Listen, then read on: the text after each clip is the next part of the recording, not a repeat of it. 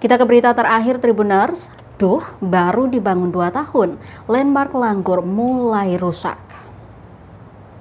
Sejumlah sarana dan prasarana di landmark Langgur, Kabupaten Maluku Tenggara atau Malra mulai rusak Selasa 30 September 2025. Pantauan tribunambon.com, sejumlah tiang listrik yang rusak sejak tahun 2024 lalu hingga kini tak kunjung diperbaiki. Paving block juga tampak retak dan beberapa di antaranya bolong.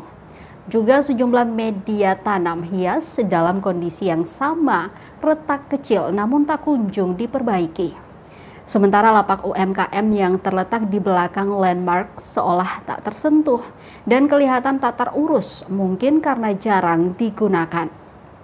Marco, salah seorang warga, menuturkan landmark ini hanya ramai saat ada kegiatan saja, namun sunyi sepi dan tak ada aktivitas berarti. Dirinya juga menyayangkan soal kerusakan pada sarana dan prasarana di landmark Langgur.